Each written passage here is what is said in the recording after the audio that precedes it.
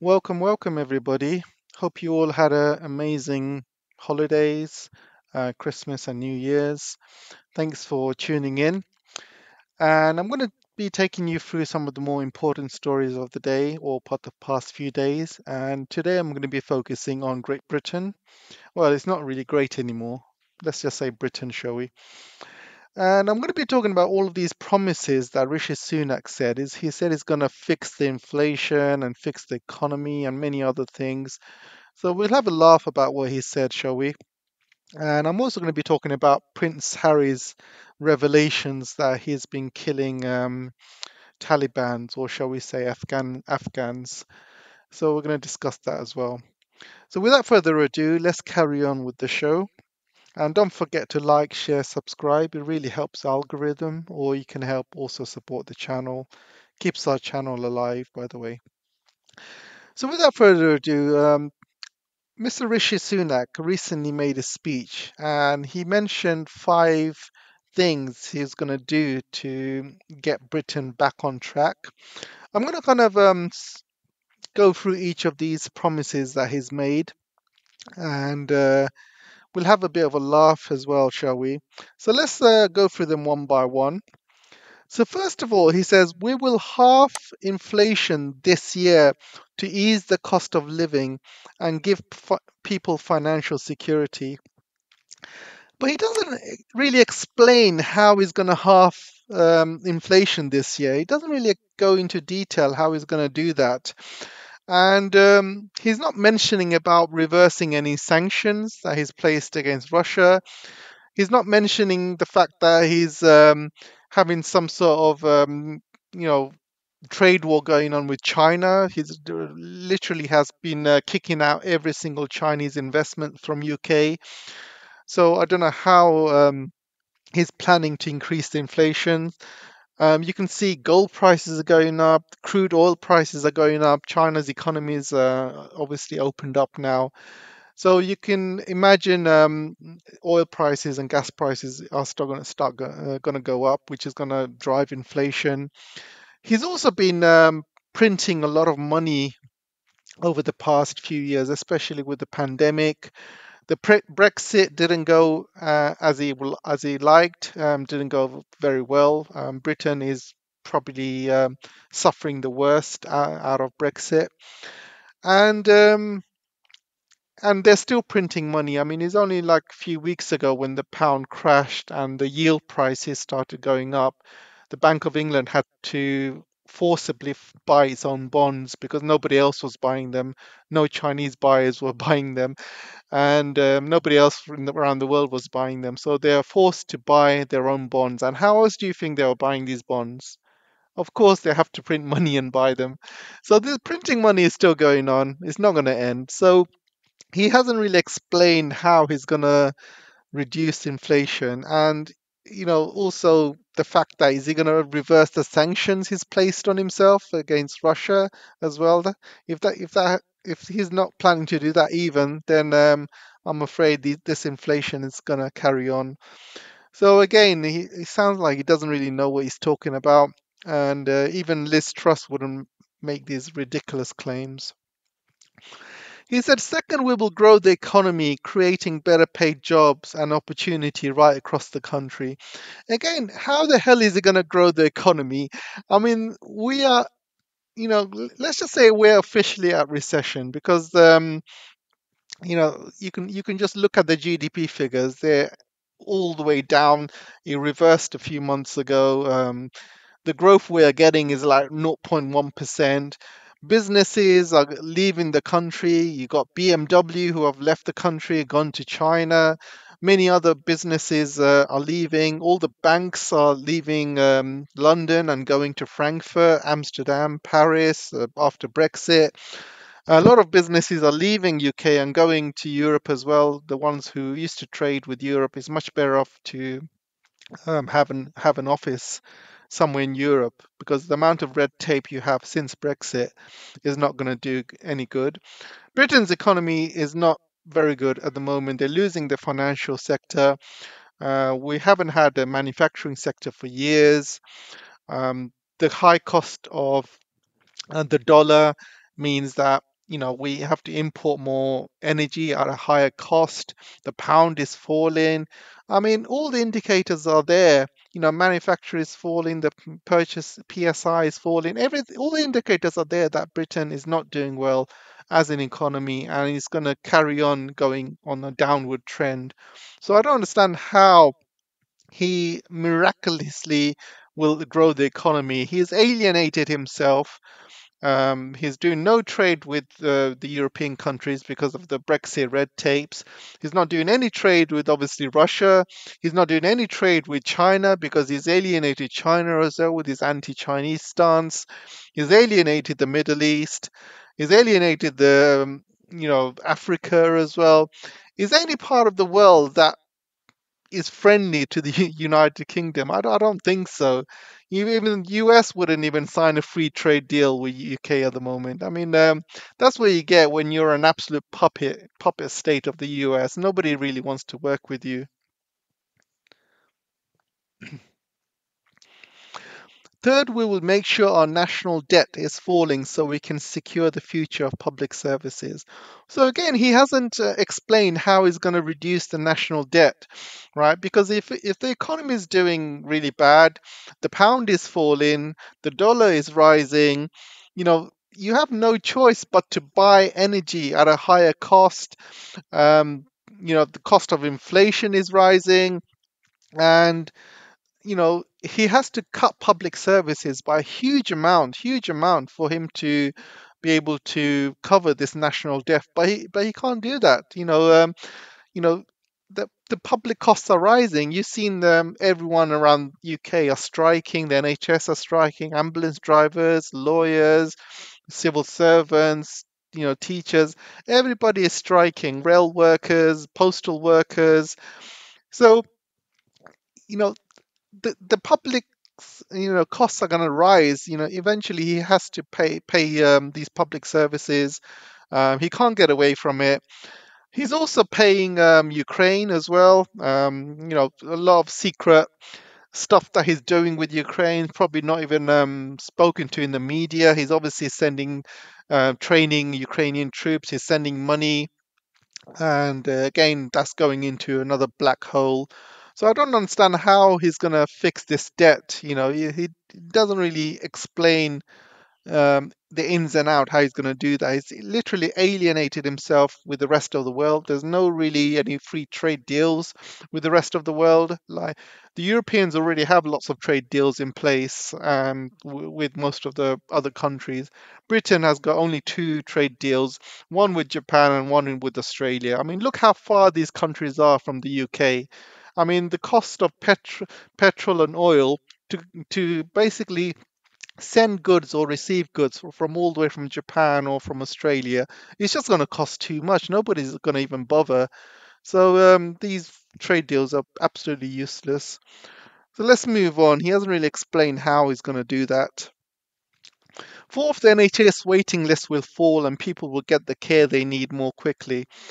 So first of all, you know, as you know, the NHS are striking, nurses are striking. They want a 20% pay rise or 19% pay rise, 10% to cover their costs for the past 10 years or so, and they want another 10% due to inflation over the past couple of years, which sounds fair, to be honest.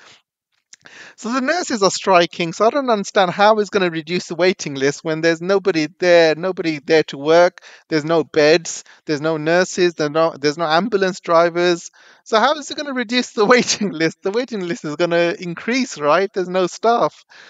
And for him to reduce the waiting list, he's going to have to increase the budget he's going to have to pay people more. He's going to have to give more money to the NHS, and he's not going to do that. He's going to take money away from the NHS more likely, and so it doesn't make sense how he's going to do it. Plus, Britain is taking in a lot of immigrants as well. There's a lot of immigrants coming in from poor countries, lots coming in from Ukraine. We took a lot from from Afghanistan, from Syria, from many other countries around the world. And every day they come in on boats through the Channel Tunnel as well. So they're still coming in through loads of them are still coming in through boats and stuff like that. So the NHS is actually being is going to be more pressurized because there's more people coming in, and and a lot of these people who are coming in, they don't have money, they don't have jobs, so they're going to have to kind of treat them for free, to be honest. So yeah, I don't understand how he's going to fix that. And again, it doesn't make any sense. Fifth, we will pass new laws to stop small boats, making sure that you come to this country legally, you are detained and swiftly removed.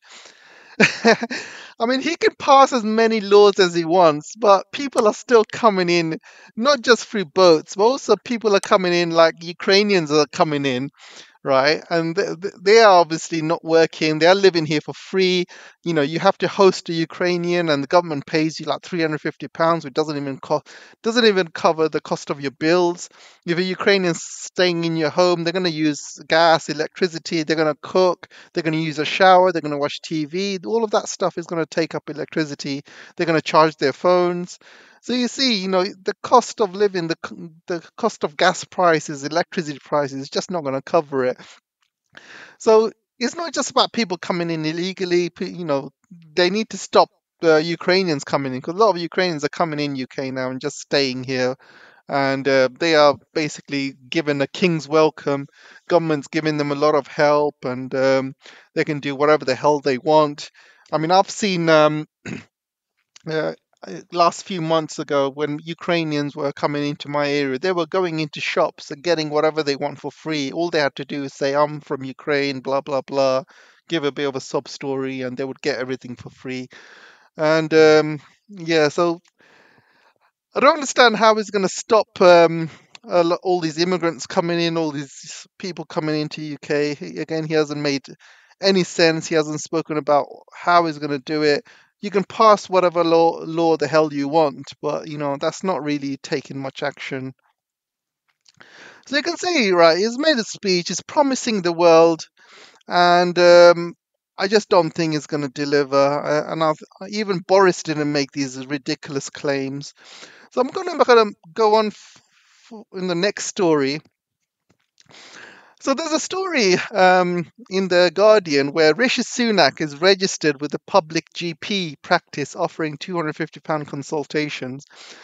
So again, he and his family are not using the NHS. So this shows that you know basically he's not. He doesn't really understand how the NHS works and doesn't really understand the struggles people in the NHS are having.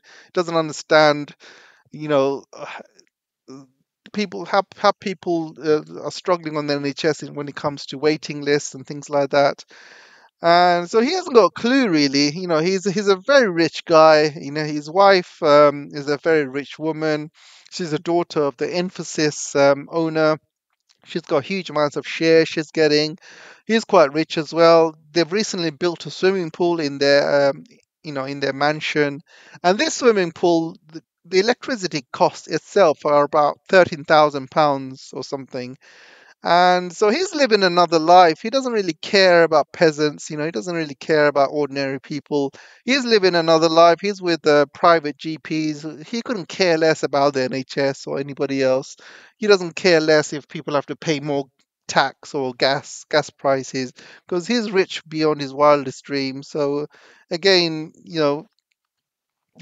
when stories like this come out, it doesn't really paint him in a good picture.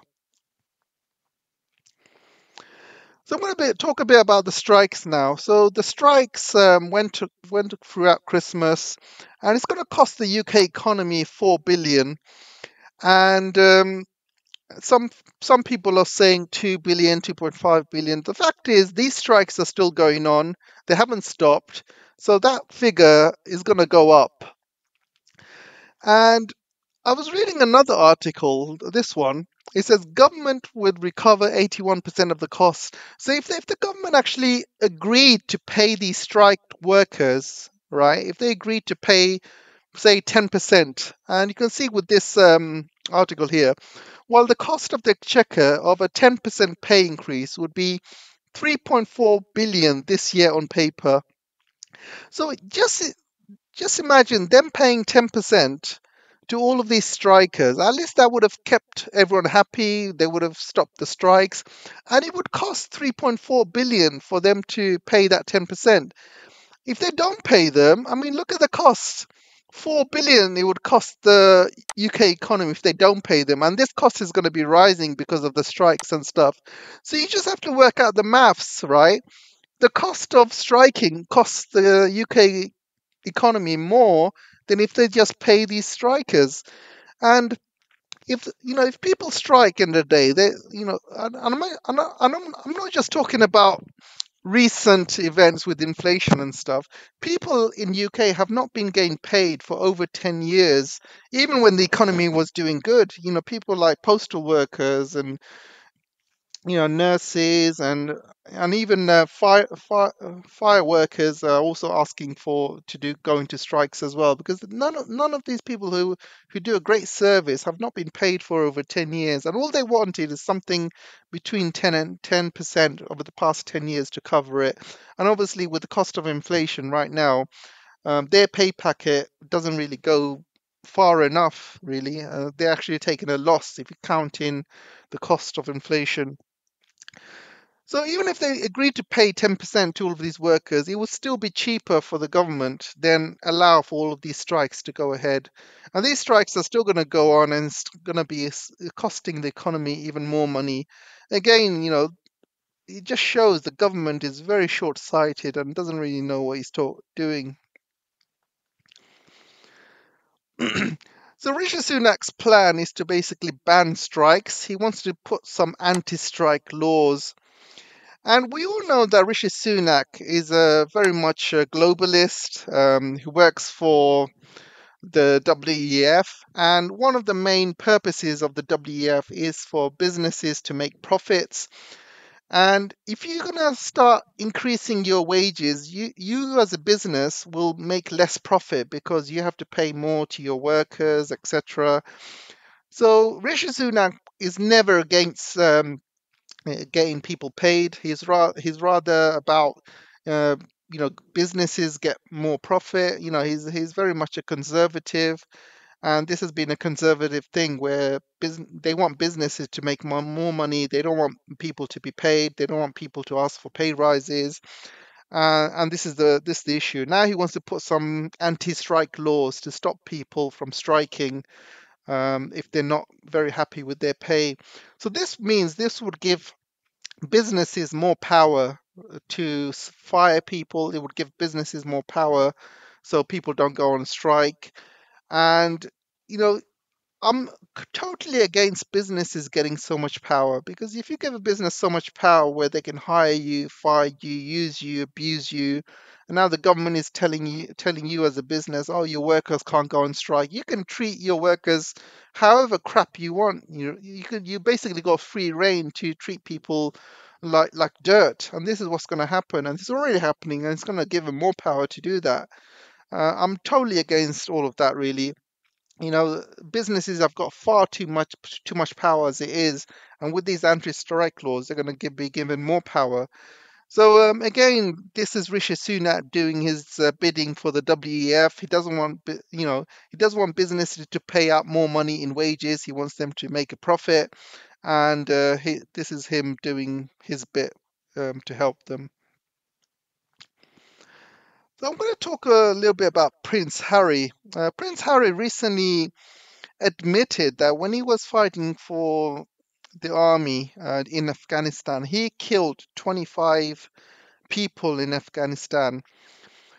He says that he killed 25 Taliban fighters, but end of the day, how does he know these were Taliban fighters? How does he know that? Because everybody knows that, all of these drone attacks and people being killed in Afghanistan, we know that most of them were civilians. There was reports coming out by the UN saying the drone strikes killed more civilians than publicly acknowledged. We've seen the reports what happened with Iraq when it comes to killing civilians, and the Assange released a lot of it in the WikiLeaks. So we know what goes on behind the scenes. And you can see from this report, the US tried to cover up drone strike they did, killing Afghan civilians. They basically killed 10 family members, including 7 children, and they managed to cover it up for the year. So you know that the government and the army, and they're going to try and cover these things up. They're going to try and kill ordinary people, and they're going to say, "Oh, these are Taliban fighters, Taliban fighters." How do they know? How do they know they were Taliban fighters? Where's the proof? And how does Prince Harry know these were Taliban fighters? Or is it something he was told? Or maybe he knows they're not Taliban fighters. Maybe he knows these were innocent civilians.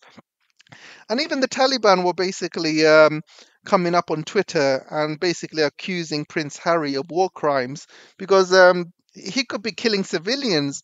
And we all know that people these army guys who went to Afghanistan, who went to Iraq, were basically using that stage to take pot shots at civilians, killing people for fun, really. And more civilians have died in these two wars than actual fighters themselves. And these are, actual reports which came out in the UN and many other reports as well. So for Prince Harry to be saying that, yeah, you got to give him a bit of courage for him to say that. But coming out and saying this in public is not going to win him any friends, really. And I think it's just made him look like a chump. And also, it doesn't really give a good indication of British armed services. The fact that they're going around to other countries as an occupying force, killing whoever the hell they want, calling them Taliban fighters. We all know that a lot of innocent people have been killed. And then you call it double standards. Then you basically, everything that you've done in Iraq and Afghanistan, now you're basically blaming Russia as the occupiers and as the bad guys when you've been doing it for years. For years, you've been doing it in Iraq and Afghanistan, and now you're blaming Russia for it. Russia is actually going in to help the people of Donbass because the Ukrainians have been killing. I think 14,000 have been killed over the past 8 years or something. And again, these reports came out in the UN. So you tell me who's lying and what the hell this Prince Harry guy is doing talking about this. I think he's lost a lot of his fans by saying something like this. Anyway, let me know what you guys think, and I'll see you in the next video, guys. Take care for now. Don't forget to like, share, subscribe, and if you can help to support the channel, I'd really appreciate it. Thanks a lot. Bye.